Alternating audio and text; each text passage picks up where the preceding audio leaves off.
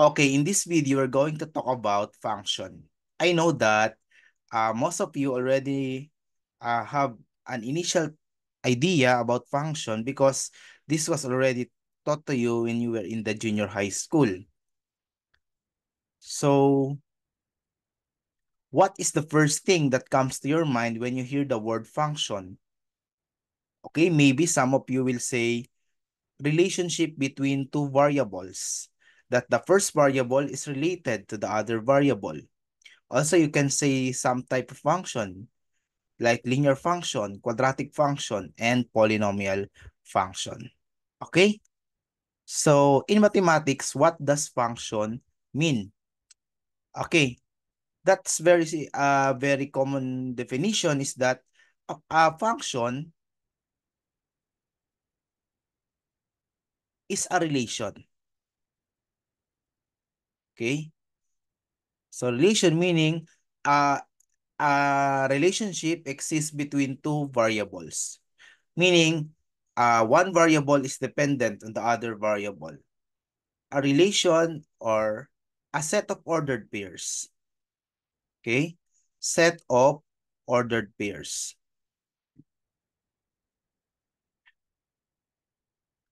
But we know that any set of ordered pairs is a relation. But what makes a relation or set of ordered pairs a function? So it is a set of ordered pairs such that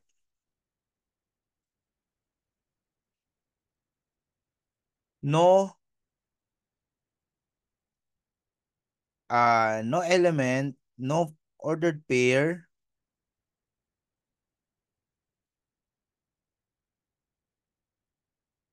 have the same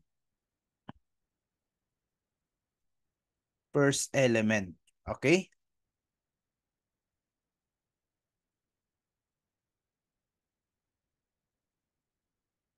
So that's the definition. Set of ordered pairs such that no ordered pair have the same first element. Or sabi natin no two ordered pairs have the same first element.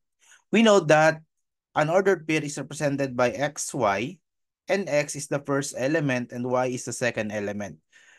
Based on the definition, the relation is a function when that set of ordered pairs composed of ordered pairs that do not have the same first element. Okay? Meaning, the value of x is not repeated. Okay? And take note that the set of first element, the set of all x, is called the domain. Okay? Domain is the set of first element, while the set of second element or set of y element is called the range. Okay? So let's continue.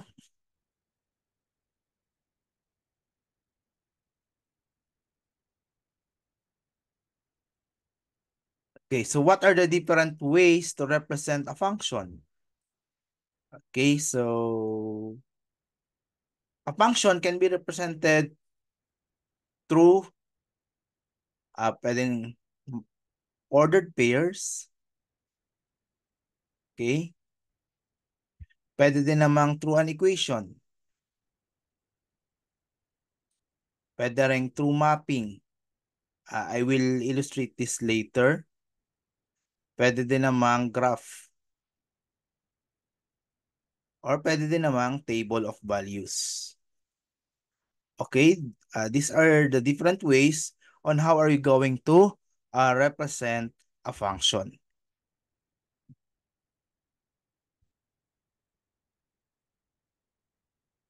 Okay. So,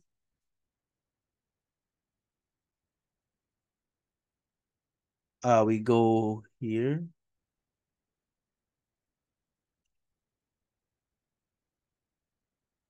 There's a problem in the presentation.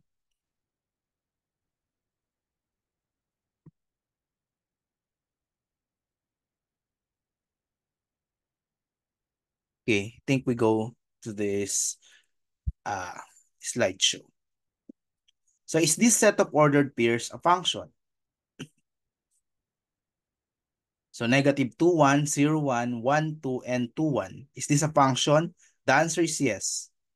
It is a function. Why? Because no two ordered pairs have the same first element. We have -2, 0, 1, and 2.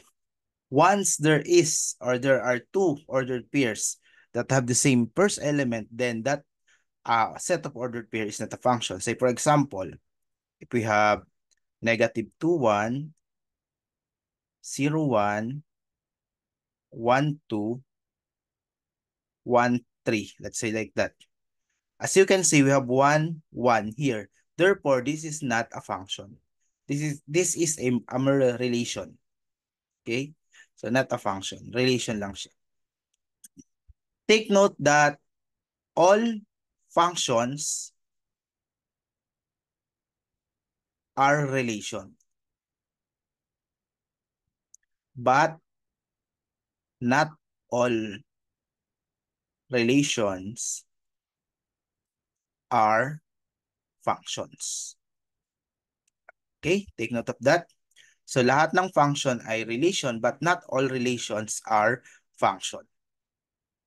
Okay, this is what we call mapping. So this set of elements is mapped to this set of element. So is this a function? Look at this, the illustration, the mapping. 2 is mapped to 20 as well as 40. 4 is mapped to 40 and 3 is mapped to 30. Is this a function? The answer is no. Because 2 is mapped to more than one element in the second set of element, which is the y. This is our x. Input is x, y is the output. If we represent this using ordered pair, this becomes 2 to 20 to 40, 330, and 440. As you can see, 2 is repeated as the first element. Therefore, we can say that this mapping, this is what we call a mapping, is not a function. Okay? How about this one? Which graph represents a function? Okay. Let's take a look at letter A. Is this a function? Okay. Let's try to look at this one. This is value of x, 2, right? If x is 2, what's the value of y? 2, okay? Is there any value of y when x is equal to 2 aside from 2? Nothing. So I think we can say here that this a is a function. Okay, how about this one? Let's say we have this one, 2. If x is equal to 2, y is equal to 2 also. But when x is equal to 2, there's another y, -2. So 2 is repeated. So this is not a function. Okay? And we have a test that we can use to determine whether a function, whether the graph represents a function or not. That test is called the vertical line test. Okay? Vertical line test. What does this tell us? When we draw a vertical line to the graph and it intersects at exactly one point, then that graph represents a function. If it is more than one point, then that graph does not represent a function.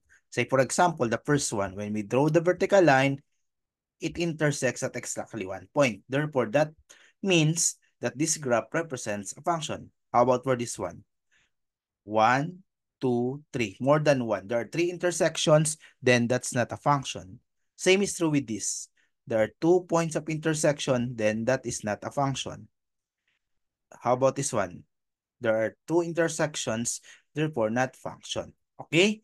So for the graph to be a function, that means the vertical line should intersect it at exactly one point. Okay? We proceed. There are different types of function. Number one, we have this horizontal line.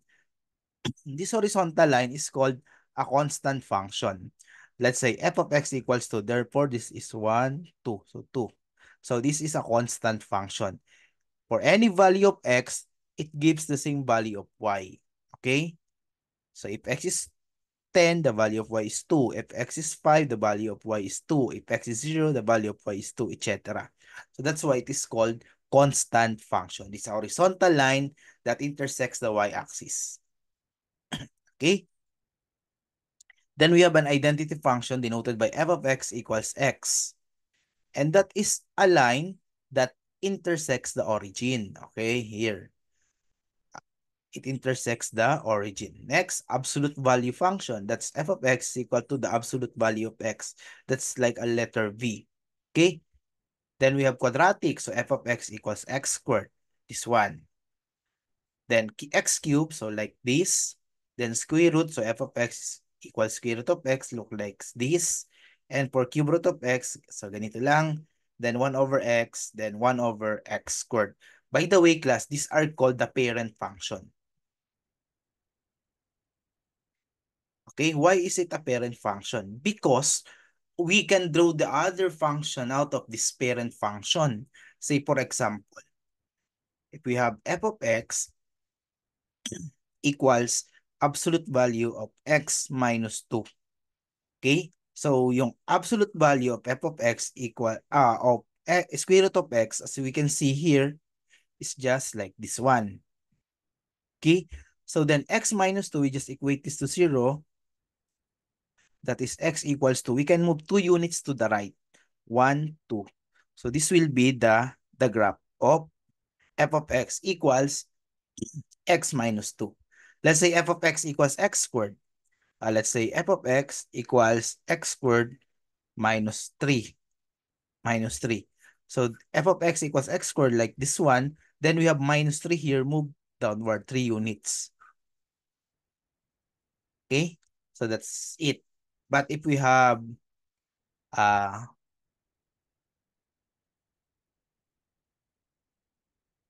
okay, let's say we have f of x equals x minus 2 squared plus 3. That means we're going to x minus 2, that's positive 2, do sa x, then plus 3, positive 3, up.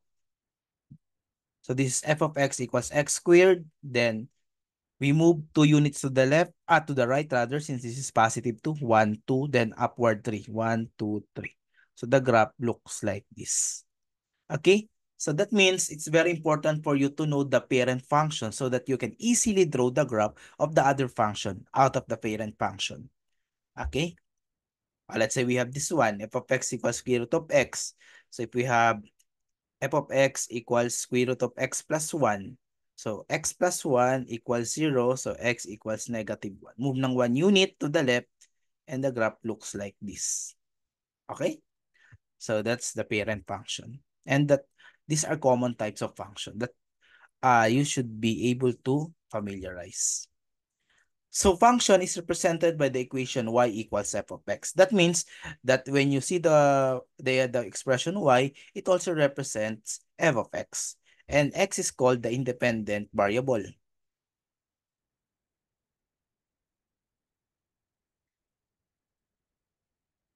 And y is called the dependent variable, meaning the value of y depends on the value of x. Okay? So which of these represents a function? Y equals x squared. By the way, this is the same as f of x equals x squared. And this is, we cannot do that here. Y squared is equal to x because we know that y is equal to f of x. Which of this is a function? Okay. To illustrate, let's try to get a value of x. Okay. If x is 1, what is y? In the first equation, y equals x squared. If x is 1, what is y? 1 squared, 1. If x is 2, 2 squared, 4. Okay? How about for letter B? Let's say, if x is, let's say 4, what's the value of y? That is positive 2 or negative 2, di ba? plus minus negative 2 because when you solve this one, y squared is equal to x. This is the same as y equals plus minus square root of x. And that becomes, if x is 4, so plus minus square root of 4, which is plus minus 2. Therefore, 4 is paired to two elements in the y. That is 4, 2, 4, negative 2. Okay? So 4 is repeated as first element. Therefore, b is not a function. This is not a function and this is a function. Okay? Okay, this is just a clue that the exponent of y here should not be uneven. Okay? Kapag even yan, there's a problem that we can see na hindi siya function. Okay? So y squared equals x is not a function. So what do we mean by evaluating a function? When we say evaluating a function, we can use the law of substitution. We just simply substitute the value of x.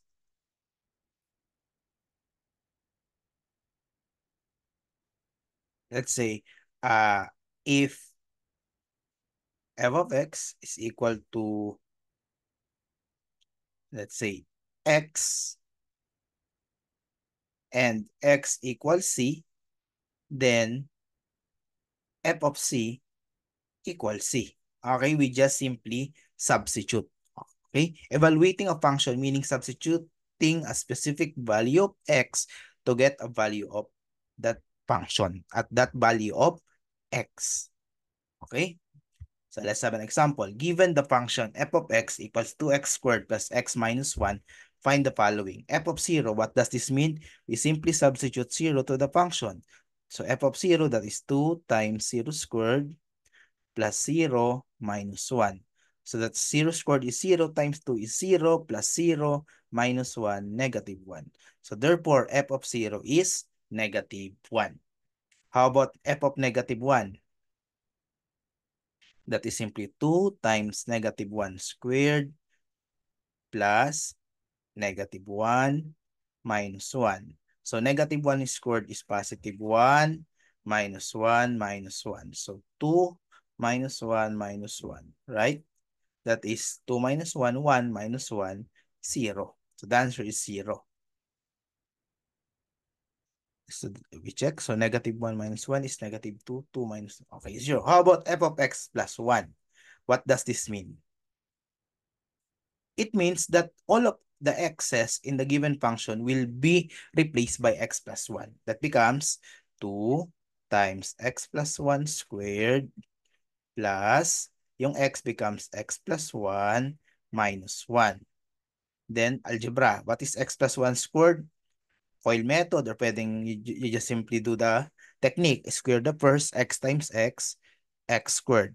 The operation is plus, so we use plus here, then twice the product. X times 1, x times 2, 2x. Then 1 squared, 1 times 1, 1. Plus x plus 1 minus 1. Then distribute. 2 times x squared, 2x squared, 2 times 2x, 4x, 2 times 1, 2, plus x plus 1 minus 1. Combine like terms. So we have 2x squared, 4x plus x. So we have 5x. Then 2 plus 1, 3 minus 1, 2. So the answer is 2x squared plus 5x plus 2. Okay? How about this one? Given the function f of x equals x minus square root of x minus 3, find the following.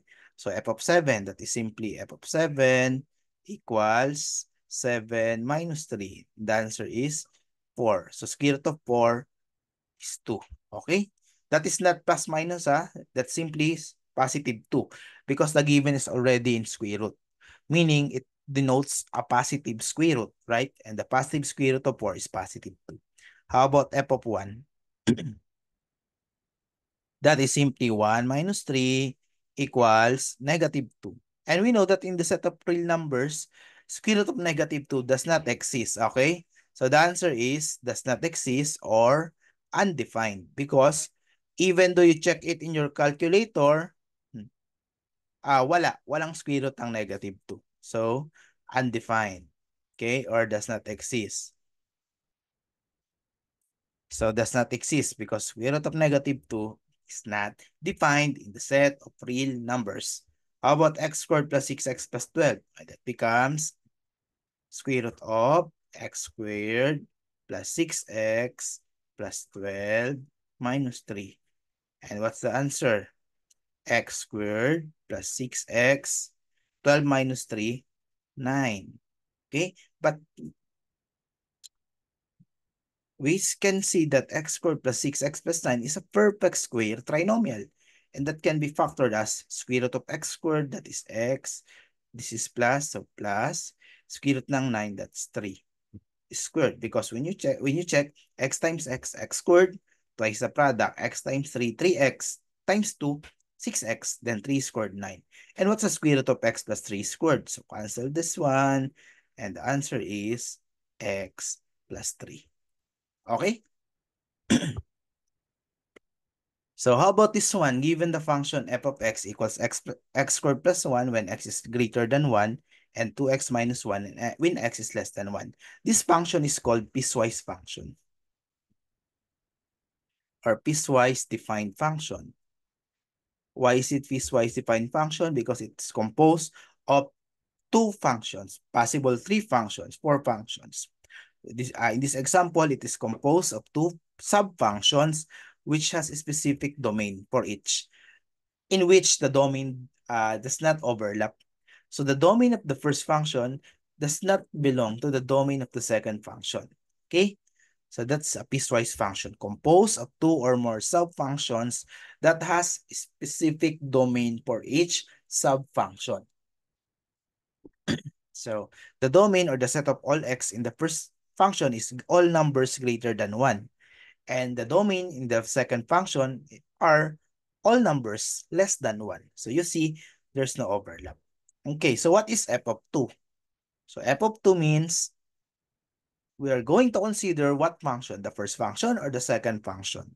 Since 2 is greater than 1, we are going to use the first function because 2 greater than 1. So substitute 2 to the first function.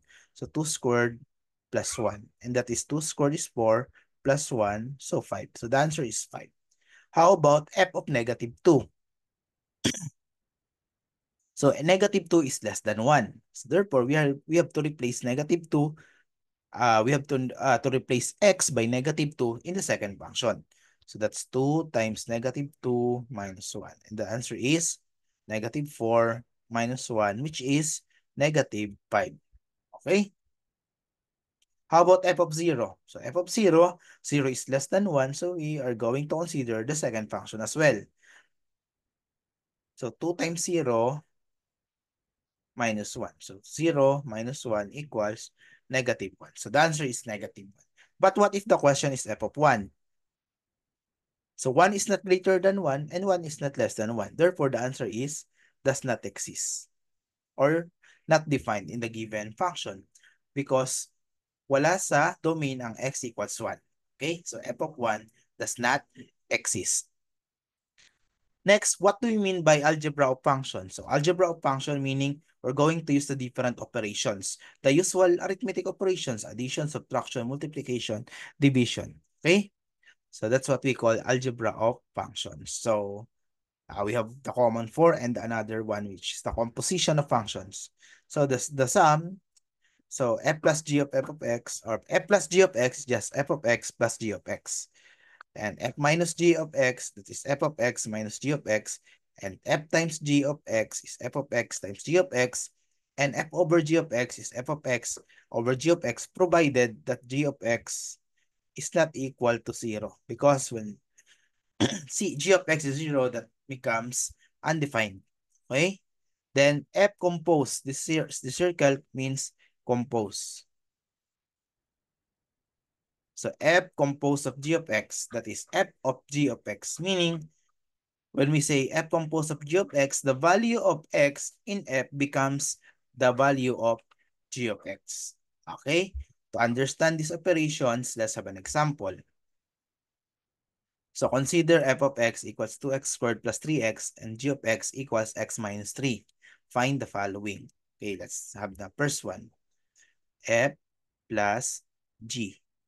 of x. So this means that we have to get the sum of f of x and g of x. So what is our f of x? 2x squared plus 3x. What is g of x? X minus 3. Combine like terms, 2x squared, 3x plus x, 4x minus 3. So the answer is this one. 2x squared plus 4x minus 3. How about the second one? F minus g of x. So that means we have f of x minus g of x. So what is our f of x? 2x squared minus 3x. Rather plus 3x, sorry. 2x squared plus 3x minus, we put parentheses so that we can distribute it later, minus x minus 3. So we now have 2x squared plus 3x, negative times x, negative times negative 3, positive 3. So we have 2x squared, 3x minus x, positive 2x, plus 3. And that's the answer. Okay? Okay, how about multiplication? That's f times g of x. That is simply f of x times g of x. So what is our f of x? 2x squared plus 3x. And g of x, x minus 3. So we can use the FOIL method. Okay, FOIL method. We have the first 2x squared times x, 2x squared times x, 2x cubed. Then the outer 2x squared times negative 3, negative 6x squared. Then the inner 3x times x, 3x squared. Then the last 3x times negative 3, negative 9x. And the answer is 2x cubed, negative 6x squared plus 3x squared, so minus 3x squared minus 9x. So the answer is this one. Okay, you check. That's 2x cubed. 3x squared minus 6x squared is negative 3x squared. Then 3x times negative 3, that's negative 9x. So that's correct. How about number 4? F over g of x. So that is simply f of x over g of x. And the answer is very simple. So 2x squared plus 3x divided by x minus 3. So that's the answer. 2x squared plus 3x divided by x minus 3 because we cannot simplify this one. Okay, how about the composition?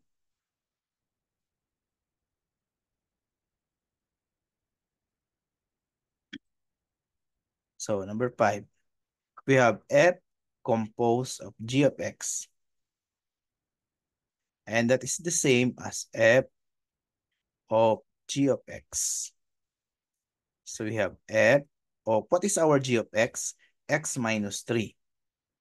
So what we are going to do is to replace x by x minus 3 in the value of f of x. So that becomes 2. So x squared so becomes x minus 3 squared plus 3x minus 3. Okay? Simplify. So x minus 3 squared. So x times x squared. This is minus twice the product. 3 times x, 3x times 2, 6x. Then square root of 3, 3 times 3, 9. Plus, distribute 3 times x, 3x, 3 times negative 3, negative 9. Then distribute the 2, 2 times x squared, 2x squared, 2 times negative 6, negative 12x, 2 times 9, 18, plus 3x, minus 9. 2x squared, 12x, 18. So, combine like terms, 2x squared, negative 12x plus 3x is negative 9x, 18 minus 9, positive 9. So the answer is 2x squared minus 9x plus 9. Okay, so I hope you understood now the basics of function.